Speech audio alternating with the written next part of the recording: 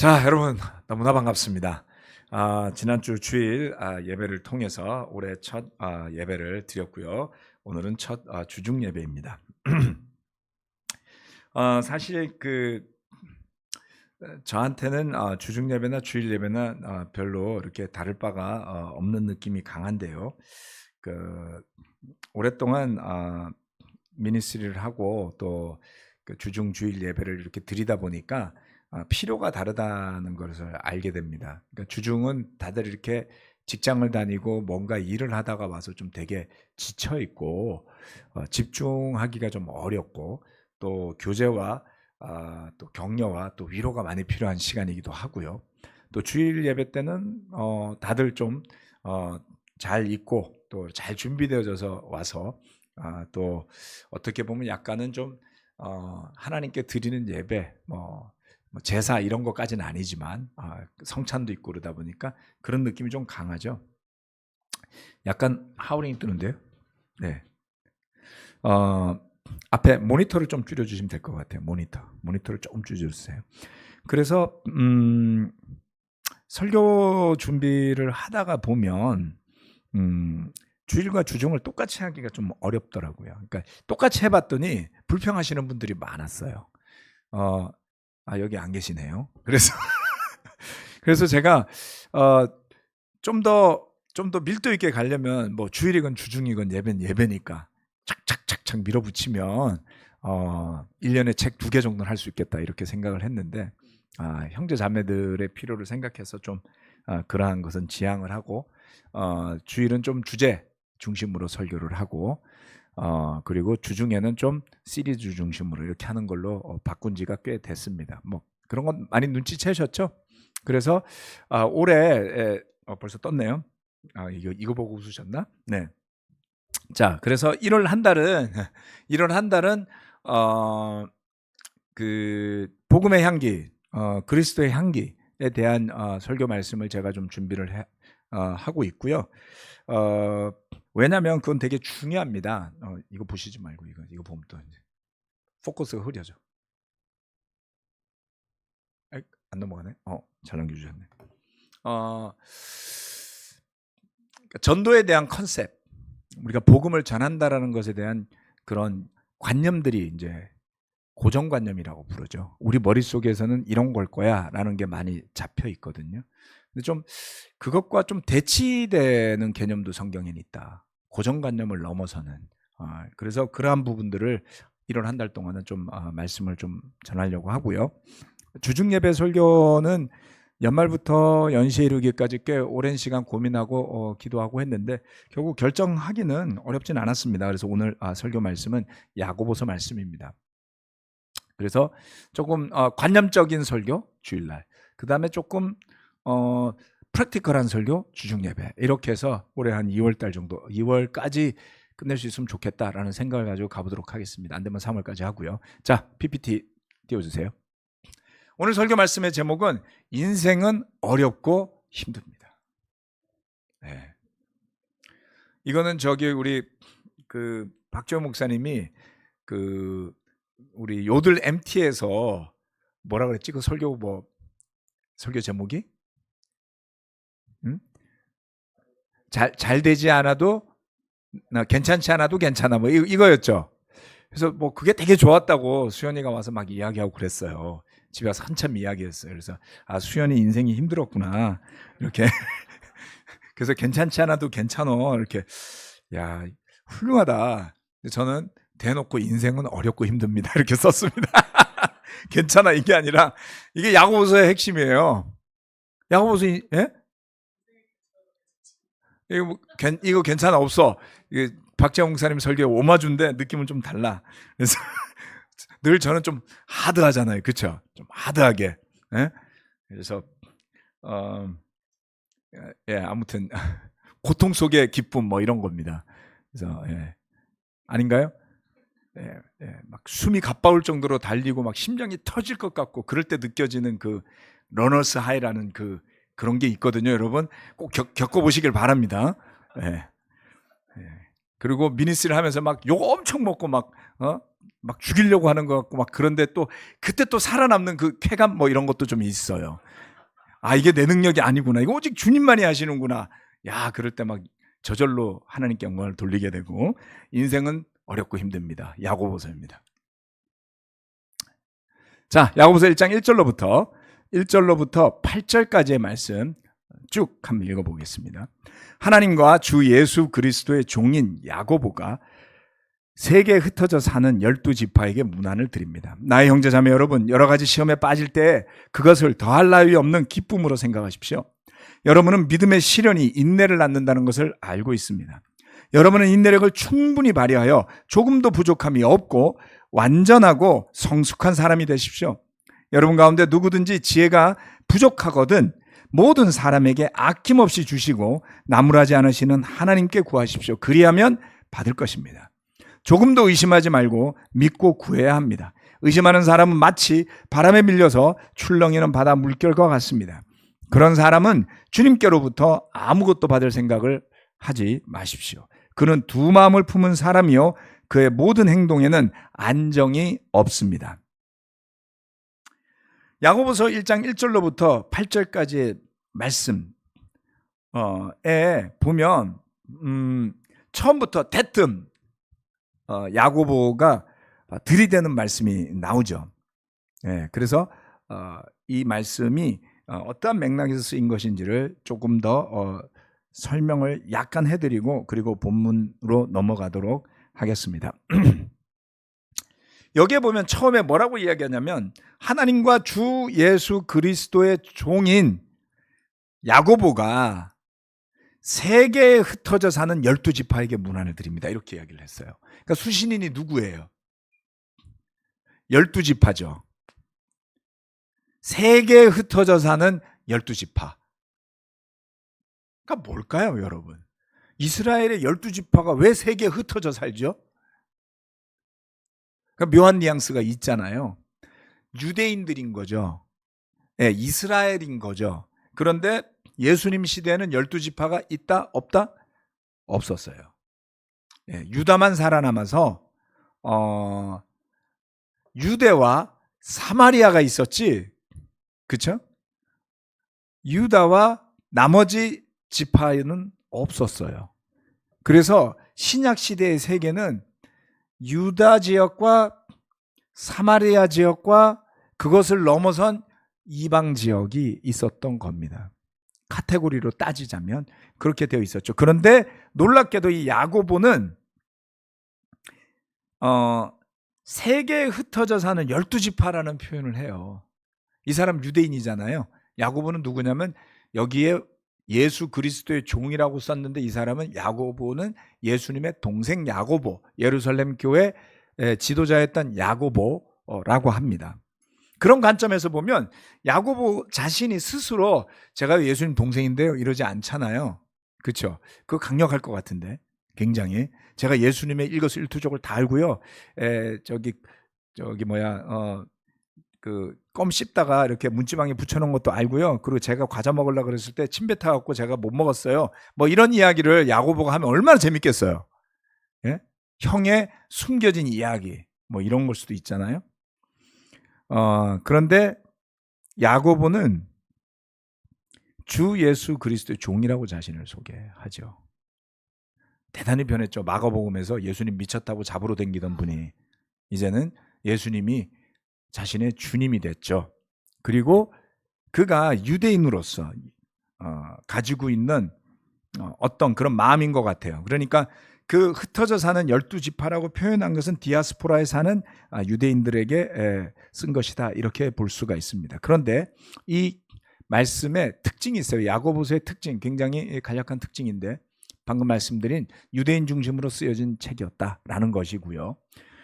그리고 흥미롭게도 잠언의 가르침과 예수님의 가르침을 연결한 책이다 이렇게 됩니다. 그래서 이 야고보서 말씀을 가지고 제가 설교하면서는 종종 잠언의 말씀이 되었건 또는 예수님의 가르침, 특별히 산상수훈을 가지고 연결하는 구절들도 가끔 나올 겁니다. 그러니까 잠언과 산상수훈의 연결을 시도한 서신서다. 이렇게 볼 수 있다는 것이죠. 이건 참 뭐 그렇게 어렵지 않죠. 그리고 이 야고보서엔 키워드가 좀 있는데요. 이 키워드가 저한테 많이 와닿았어요. 제가 쭉 살펴보면서 야고보서에 키워드가 있는데 완전이라는 단어들이 자주 등장합니다. 완전, 성숙이라는 단어도 나옵니다. 완전과 성숙, 이 어떻게 연결되는지 오늘 설교 말씀 가운데 좀 나올 거고요. 그리고 또 하나 핵심적인 것은 삶과 믿음의 일치라는 것입니다. 그래서 이 1장 안에서도 이와 같은 키워드와 연결된 구절들이 좀 있는데요.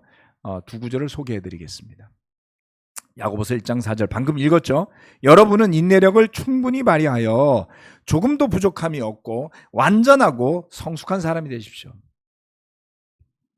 25절 그러나 완전한 율법 곧 자유를 주는 율법을 잘 살피고 끊임없이 그대로 사는 사람은 율법을 듣고서 잊어버리는 사람이 아니라 그것을 실행하는 사람인 것입니다. 이런 사람은 그가 행한 일에 복을 받을 것입니다.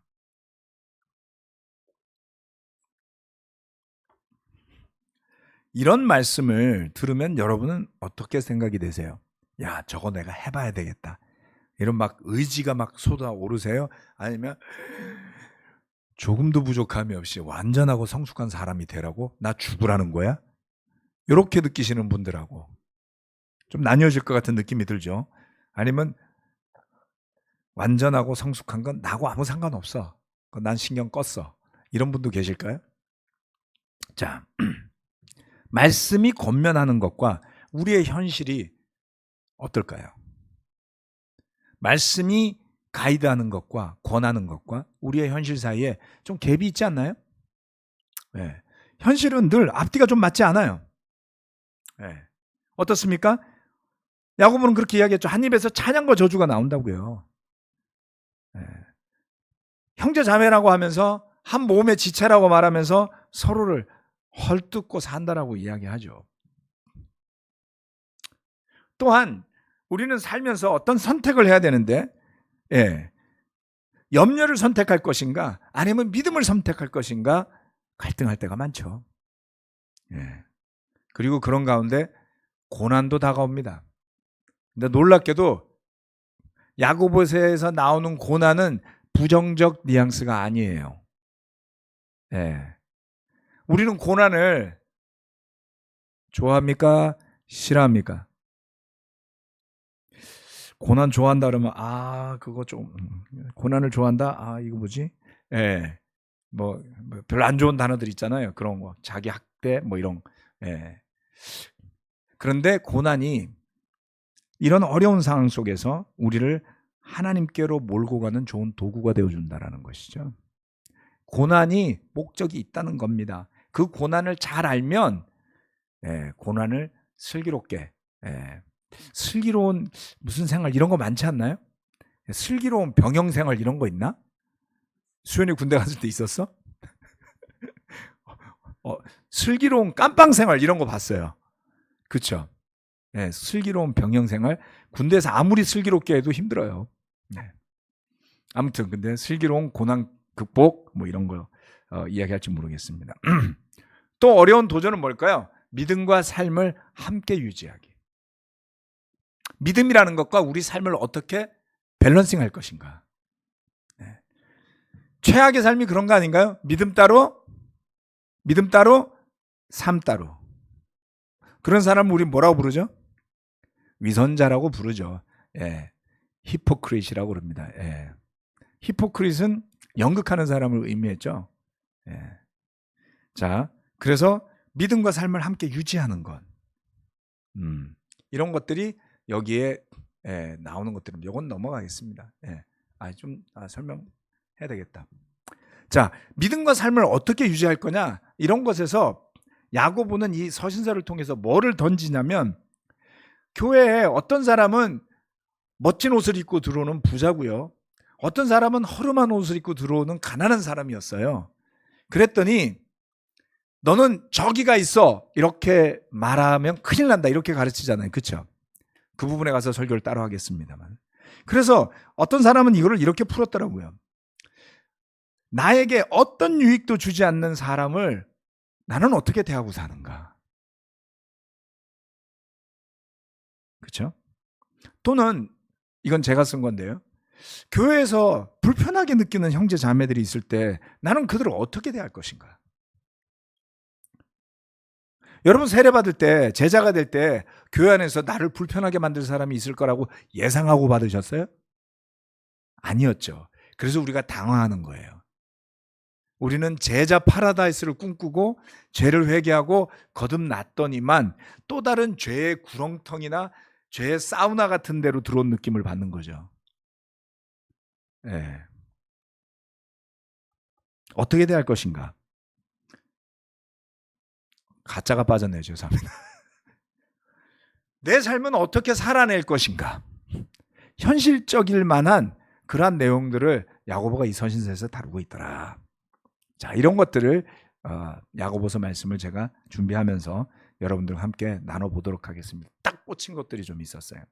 제가 야고보서를 좋아하긴 하지만 야고보서를 가지고 풀어서 설교한 적은 없었으니까 야 이거야말로 올해 한번 해보자라는 마음을 먹고 미리 준비했던 은혜에 대한 설교를 뒤로 접어놓고 야고보서를 들었습니다. 자, 첫 번째 오늘 두 가지 포인트인데요. 시험을 기쁨으로 여기십시오. 예, 오늘 제목이 인생은 어렵고 힘듭니다. 그랬더니 이 야고보 사도는 시험을 기쁨으로 여기십시오 이렇게 이야기를 했습니다. 여기에 시험이란 단어가 있잖아요. 시험을 영어로 테스트 이렇게 이야기하잖아요. 그렇죠? 테스트 좋아하시는 분 아무도 없어요. 예. 근데 공부를 하는 사람은 반드시 시험을 봐야 됩니다. 왜요? 학습 목표를 달성하기 위해서죠. 거기에는 목표가 정해져 있잖아요. 대학생도 있고 대학원생도 있고 박사과정도 있고 석사과정도 있고 많네. 네? 시험이 없으면 얼마나 좋겠어요. 그런데 시험 없이 공부한 책은 거의 기억이 1도 안 납니다. 아련한 추억으로 나중에 보면 내가 저거 읽었었나? 이런 생각이 들지요. 예, 우리 전도사님 맨날 시험 본다고 밤새고 그러거든요. 막. 예. 그래서 여러분들 막 유튜브 막 올리는 거 보면 막 시험 공부하다가 새벽에 올리고 막 이러는 거예요. 대단한 거죠. 왜요? 잘 봐야 되니까. 그래서 남는 게 있죠. 그리고 시험 끝나면 싹 까먹으면 또 새로운 시험을 할 준비를 하는 거겠지만 시험의 목적이 있다. 자, 여기에 시련을 기뻐해라 이렇게 이야기했습니다. 여러 가지 시험에 빠질 때에 그것을 더할 나위 없는 기쁨으로 느껴라. 그것을 왜 기뻐해야 할까요? 훈련된 사람은 그 시간을 통해서 반드시 얻을 것이 있음을 알기 때문입니다. 작년 가을에 무모한 도전했을 때 우리 김용화 형제께서 오늘 환영해 준 김용화 형제께서 하루에 10km 뛰셨다 그랬나요? 그거를 3달 뛰신 거예요? 와. 여러분, 보통 10km 뛰려면 1시간 뛰어야 돼요. 1시간을 매일 뛴다고요? 첫 번째, 축복받았다. 관절이 멀쩡하다. 못 뛰어요, 아파서. 체력이 타고났다. 단련되었다. 제가 막 계산해 봤거든요. 몇 킬로 떴더랬죠? 다 도합? 예? 도합 몇 킬로? 토탈. 예. 810킬로 뛰셨대요. 서울, 부산, 왕복. 거의. 와. 왜 그렇게 뛰셨나요? 뛰다 보니까 좋죠. 뛰러 나가기 전에는 좀 싫어요. 아이고, 날도 춥네. 오늘 미끄럽지 않을까? 근데 조금만 뛰면 땀이 나면서 기분이 날아갈 것 같죠. 그리고 갔다 와서 에너지가 넘치는 그 느낌을 가질 수 있기 때문입니다. 무한도전 올해 아멘. 올해는 한층 더 발전된 그리고 우리 교회를 넘어선 외부의 조직들에게 다가가는 무모한 도전이 시작이 될 겁니다. 저는 이거를 한번 이렇게 바꿔서 생각해 보자고. 우리가 만약에 보물섬을 향해 가는 보물섬이 있는 지도를 얻었어요. 예. 그 보물섬을 향해 가는 지도를 얻었는데 이게 바다를 건너야 되고 그리고 어떤 큰 섬 중앙에 위치해 있는데 강도 건너야지 되고 계곡도 지나가야지 되고 예. 그리고 짐승들도 극복을 해야 되고 그리고 그 섬의 원주민들도 극복을 해야 되는 그러한 곳임에도 불구하고 그 보물만 가져올 수 있다면 우리는 로또를 기다리는 것보단 훨씬 더 확실하게 우리 인생의 운명을 바꿀 수 있다. 가실 건가요? 로또는 사도 안 될 수 있잖아요. 그런데 지도가 있다면 내 사재를 다 털어서라도 갔다 올 수만 있으면 가지 않겠어요? 자, 우리는 그래서 보물섬을 찾아가는 여행은 아니고 뭐라 그러죠? 보물 사냥꾼이다 이렇게 생각해 봅시다. 우리 그 젊은 친구들 게임 하잖아요. 게임 하면서 그 롤플레잉 게임 할 때 무슨 퀘스트를 한다 뭐 이러지 않아요? 그거 뭐라 그러죠? 예? 예? 뭔가 이렇게 그 사이버 가상 그 게임 세상 안에서 친구들도 모으고 역할도 분담한 다음에 그 목적지를 향해서 같이 나가는 그런 게임을 하잖아요. 그렇죠? 그렇게 한번 생각해 보자고요. 보물 사냥꾼이라고 생각해 봅시다. 힘을 합쳐서 나가야 되는. 그런데 처음 바다를 건너야 됐어요. 배 타보신 분들. 아이, 우리가 같이 지금 보물을 찾으러 가야 되는데 배를 타본 사람 우리 중에 아무도 없어요. 해군 출신. 없어요? 다 육군이에요? 도움이 안 되네. 그런데 우리는 배를 구하고요. 그리고 바다로 나갑니다. 그리고 풍랑이 몰아치고 폭풍이 왔어요. 극복을 해야 되겠죠? 네. 그것을 보고 돌아가자는 사람도 있겠지만 아니야, 이것은 반드시 거쳐야만 해. 이 바다를 건너야 섬에 갈 수 있어. 이것은 첫 번째 관문이야. 네, 그래서 훌륭하게 해군 출신이 아무도 없음에도 불구하고 배가 침몰하지 않고 폭풍우를 이겨내고 드디어 멀리서 섬이 보여요. 예, 하나의 시험을 이겨낸 거죠. 그것은 우리를 더 강하게 만들지 않을까요? 우리의 팀워크를 강하게 만들고 섬에 도착해서 맞부닥칠 어려움들을 예상하면서 앞으로 나아가게 되겠죠.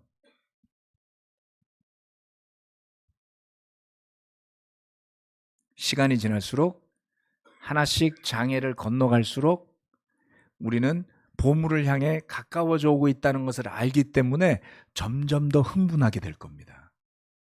바다를 건넜어. 그리고 섬에 도착해서 드디어 계곡도 건넜어. 강도 건넜어. 네. 티라노사우루스도 지나갔어. 네, 갑자기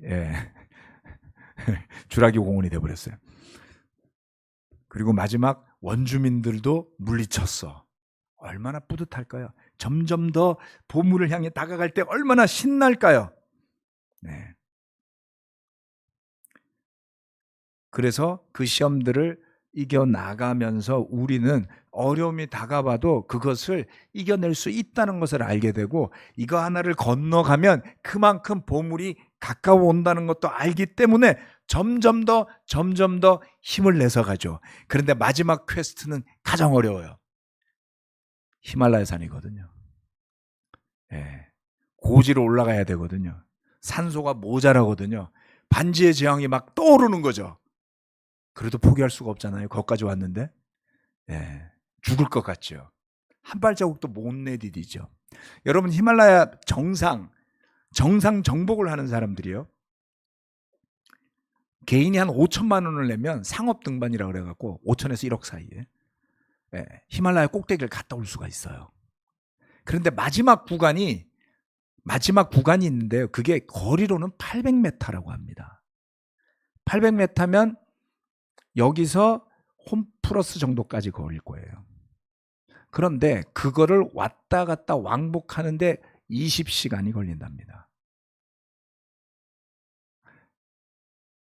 800m 여기서 홈플러스까지 갔다가 오는 건데 20시간 안에 오면은 살고 그거보다가 더 오래 걸리면 죽는데요. 네. 그래서 사람들은 거기까지 갔을 때 20시간 안에 돌아오기 위해서 그걸 갈까요? 아니면은 날씨가 좀 흐리다고 안 갈까요? 1억을 내고 왔잖아요. 그래서 많은 사람들이 간답니다. 그러다가 죽기도 한다지요. 아무튼 마지막 에베레스트가 남아있죠. 그런데 여기까지 온 것을 생각하면 마지막 보물을 향해서 우리는 가야 할까요? 말아야 할까요? 시험을 통해서 우리는 인내를 배우게 됩니다. 그리고 하나씩 이겨나갈 때마다 어마어마한 것을 배우게 되는 거죠. 약속이 주어지는데요. 인내력을 충분히 발휘한다면 약속이 주어지는데요. 조금도 부족함이 없이 완전하고 성숙한 사람이 된다고 합니다. 이거 믿을 수 있을까요? 여러분이 조금도 부족함이 없이 완전하고요. 성숙한 사람이 될 수 있다고요.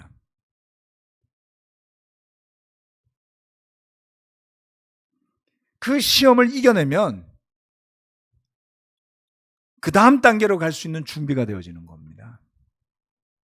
그 다음에 다가오는 시험을 이겨내면 그 다음에 다가올 시험을 이겨낼 준비가 되는 겁니다. 그래서 성숙하다라고 하는 것은 뭡니까? 조화로운 상태입니다. 네. 영어로는 whole이라고 하죠. wholeness. 네.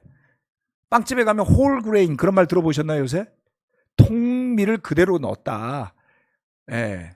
whole grain이라고 그러잖아요. 그럼 되게 좋은 거 아니에요? 네. 우리가 아주 whole한 사람이 된다 이런 표현은 없는데요. 네. 굳이 따지면 통밀 같은 존재가 돼요. 모든 영양소를 그대로 간직하는 사람이에요. 성숙한 거죠. 완전한 거죠. 네. 성숙하다는 것은 그렇게 모든 것이 있는 조화로운 상태. 그 다음 완전하다는 것은 이렇게 풀어보겠습니다. 이 완전하다는 단어가 텔리오스라는 건데요. 텔리오스라는 단어는 그 목적지에 도달했다는 뜻이에요. 드디어 왔어. 목적지에 도달해서 부저를 울렸어. 퀘스트가 끝난 거예요. 어떨까요? 이 문구의 의미는 그런 겁니다. 우리의 궁극적인 퀘스트는 아까 말씀드린 것처럼 보물섬 지도에 나와 있는 그 보물까지 가는 거잖아요. 그걸 손에 넣었을 때 성공하는 거잖아요. 예. 그러면 거기에 도달할 때까지는 실패인가요? 아니라는 겁니다. 궁극적인 목적은 우리가 하나님의 나라를 가는 거죠. 그런데 이것을 이렇게 한번 풀어봅시다. 우리 모두가 각자의 나이나 위치나 시점에 마땅히 도달해 있어야 할 조화로운 상태가 되는 것, 그때 맞는 모습에 도달해 있는 것, 거기에 걸맞는 존재인 것, 그런 것이죠. 학생이라면 학생다워야 하는 거죠. 예. 결혼한 사람들이라면 남편은 남편다워야 하는 거죠. 아내는 아내다워야 하는 거죠. 아버지는 아버지다워야 하는 거죠. 그래서 우리는 늘 삶의 어떤 시점에 요구받는 어떤 존재로 되어 있습니다. 예수님의 제자로서. 거기에 맞는 조화로운 상태인가? 그렇다면 여러분은 성숙한 사람일 겁니다. 마땅히 거기까지 도달할 때까지 클리어했어야 될 미션들을 수행했는가? 그렇다면 여러분은 완전함에 가 있는 거죠. 궁극적 완전함이 아니라 그 궁극적 완전함으로 가기 위한 완전함의 단계들을 여러분이 가는 것이다. 그래서 우리 모두는 늘 삶의 어떤 시점마다 거기에 적합하고 충분한 모습이 되어갈 수 있다면 궁극적으로 우리 삶의 궁극적인 목적지인 하나님의 나라에 들어갈 때에도 충분한 자격을 가지고 우리 주님의 환영을 받으며 들어가게 될 것입니다. 그 기대를 놓치지 않아야 돼요. 그 궁극적 보물지도에 나와 있는 보물섬의 그 자리가 선명해야 합니다. 그래서 가는 과정의 시험들은 결국 우리가 건너갈 수밖에 없는 운명이라는 것을 믿어야 하는 것이죠. 조금도 부족함이 없이 완전하고 성숙한 사람이 될 수 있습니다. 우리의 연약함 때문에 변명하고 핑계대지 않아도 돼요. 하나님 허락하시면 그럴 수 있다 그랬습니다. 아멘. 두 번째, 지혜가 부족하거든 구합시다.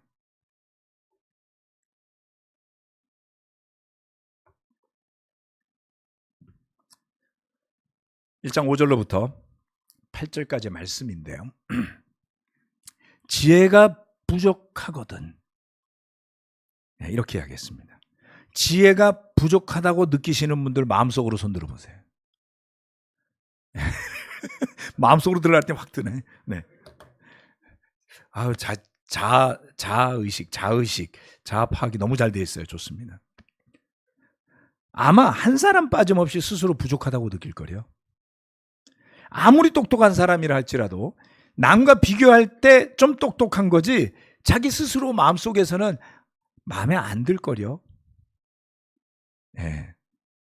스스로 그렇게 생각할 수 없을 겁니다. 그렇게 되기를 열망하겠죠. 그런데 우리 자신은 어떻습니까? 힘도 부족하고 지혜도 부족해요. 힘도 부족하고 지혜도 부족합니다. 저는 날마다 이걸 겪고 있어요. 바보 같은 선택을 하기도 하고요. 성급하게 사는 바람에 내가 살려고 하지 않았던 걸 사기도 하고요. 네. 분명히 뭘 가지러 왔는데 뭘 가지러 왔는지 가다가 까먹기도 하고요. 네. 젊은데 그러면 어떡하냐고요? 어쩌겠습니까? 네. 자동차 키는 어디다 놨는지 맨날 안 보이기도 하고요. 그런데 여러분, 힘도 부족하고 지혜도 부족한데 우리 하나님은 모든 사람에게 아낌없이 주신다. 더 중요한 게 있어요. 무엇보다 지혜가 부족함을 나무라시지 않는다. 이것이 도대체 얼마나 큰 축복일까요? 우리가 서로를 대할 때 어때요? 좀 답답할 때 있지 않나요? 아, 이게 이런 거라니까. 못 알아들어요. 아니, 내 말은 그게 아니고 이거라니까. 아, 참, 그걸 왜 몰라? 예, 답답해하고 야단법석을 떨고 이럴 때가 많죠. 아, 왜 그것도 몰라? 학교에서 맨날 야단 맞고 이러니까 공부도 싫어하고 힘들어지고 이렇죠. 그런데 하나님은 그렇게 하시지 않는다. 여기서 말하는 지혜는 세상의 지혜가 아니죠. 영적인 지혜를 의미합니다. 자, 잠언 말씀에 이런 말씀이 있어요. 19장 20절, 21절. 충고를 듣고 훈계를 받아들여라. 그리하면 마침내 지혜롭게 된다. 사람의 마음에 많은 계획이 있어도 성취되는 것은 오직 주님의 뜻뿐이다. 여러분, 지혜가 부족하니 어떻게 하라고요? 답이 나와 있어요. 하나님한테 구하랍니다. 잘 모르겠어요. 그런데 하나님께 구하면 받을 수 있답니다. 그래서 이렇게 말씀하셔야 돼요. 주님, 잘 모르겠습니다. 하나님, 잘 보이지 않습니다. 제가 뭘 어떻게 해야겠습니까? 에이, 냅두세요. 그냥 알아서 할게요. 이러면 변하는 게 1도 없어요.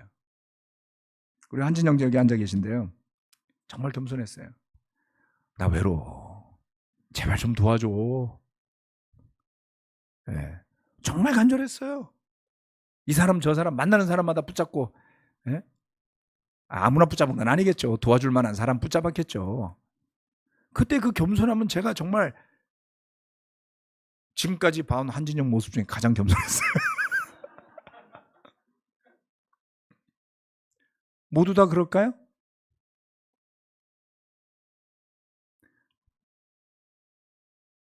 저런 모습이 필요하구나라고 저는 그때 배웠습니다. 내가 뭐가 부족한데 체면 차리고 됐거든? 절대 못 받습니다. 사람도 안 줘요. 하나님은요. 네. 잘 모르겠어요. 잘 모르겠는데 아는 척 하시면 큰 코 다칩니다. 제가 뭘 선택해야 될지 모르겠어요. 삶의 기로에 서 있는 것 같아요. 절벽인 것 같아요. 주님, 뭘 해야 되겠습니까? 잘 보이지 않으면 기도하세요. 주님, 밝히 보여주시기 전에 저는 움직이지 않겠습니다. 잘 모르겠는데 아무거나 붙잡고 에라 모르겠다 이렇게 결정하시면 안 돼요. 그러기에는 여러분의 삶이 너무나 소중하잖아요. 인생이 아무리 급해도 잘 모르겠는데 하나님의 뜻이 분명치 않은데 영적인 지혜가 부족한데 아무리 급해도 천천히 생각하고 묵상하며 구하십시오. 조언을 구하는 것은 지혜로운 일입니다. 좋은 자를 이용하라는 뜻이 아니라 자신이 져야 할 책임을 지지 않기 위해서 핑계를 돌리기 위해서 사람을 조종하기 위해서 조언을 구하는 게 아니라 진실되게 겸손하고 간절한 마음으로 하나님께도 구하고 주변에게도 구해야 합니다. 그리고 이 말씀에는 경고가 붙어 있어요. 네. 무슨 경고가 붙어 있냐면요. 아까 앞으로 돌아가 봅시다. 여기서 뭐라 그랬냐면 의심하지 말래요. 6절 말씀. 조금도 의심하지 말고 믿고 구해야 합니다. 의심하는 사람은 마치 바람에 밀려서 출렁이는 바다 물결과 같습니다. 그런 사람은 주님께로부터 아무것도 받을 생각을 하지 마십시오. 그는 두 마음을 품은 사람이요 그의 모든 행동에는 안정이 없습니다. 자, 경고가 붙어 있는데 여러분 의심하지 말라고 그랬어요. 근데 착각할 때가 있어요. 좀 두려워요. 하나님을 믿고 내가 인내하고 그렇게 가는데 좀 두려워요. 이거는 의심이 아닙니다, 여러분. 여기에 의심한다고 하는 단어는 특별한 뜻이 있어요. 특별한 뜻이 있어요. 의심한다라는 단어. 예. 그 뒤에 구절에 뭐라 그랬냐면 두 마음을 가지고 있다고 그랬죠. 여기에 힌트가 있습니다. 두 마음을 가지고 있다라고 말하는데요. 의심한다라는 단어의 원뜻을 살펴보면 철저하게 살펴보고 판단한다는 뜻이 있어요. 의심이라는 단어의 어원에. 그게 똑같은 단어가 여기에 쓰입니다. 자, 우리가 잘 아는 마태복음 16장 3절 말씀에 쓰여요. 판단한다, 판별한다. 뭐라고 되어 있냐면 아침에는 하늘이 붉고 흐린 것을 보니 오늘은 날씨가 굳겠구나 한다. 너희는 하늘의 징조는 분별할 줄 알면서 시대의 징조들은 분별하지 못하느냐. 영어로는 discern이라고 하죠. discernment. 분별하다. 이 단어가 하나님을 의심한다고 하는데 쓰입니다. 이건 뭐예요? 하나님을 바라보면서 팔짱을 끼고서 해주나 안 해주나 보자예요. 내가 당신 판단하겠다는 겁니다.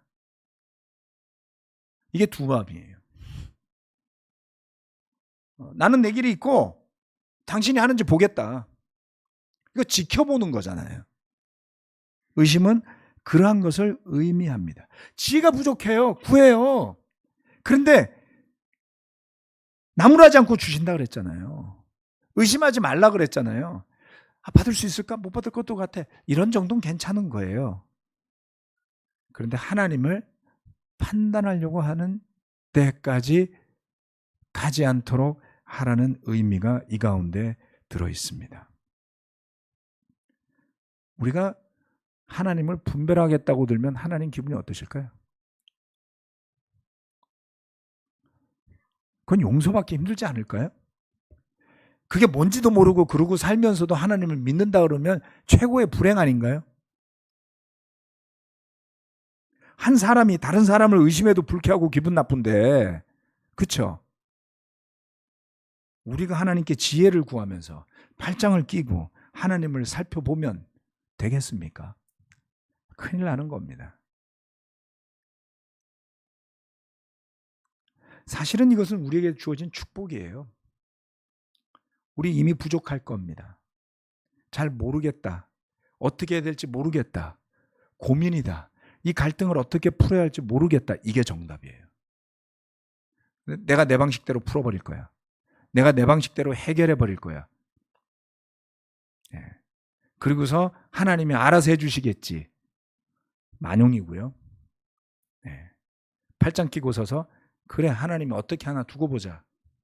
마치 요나가 니느웨를 앞에 두고 멸망하기를 기다리면서 보는 것 같은 태도를 가져서는 안 될 것입니다. 그래서 오늘 인생은 어렵고 힘들다라는 제목을 가지고 두 가지를 말씀을 드렸습니다. 먼저 시험을 기쁨으로 여깁시다. 여기서 시험은 두 가지의 의미가 있어요. 하나는 시련이라는 의미도 있고 또 다른 하나는 유혹이라는 의미도 있더라고요.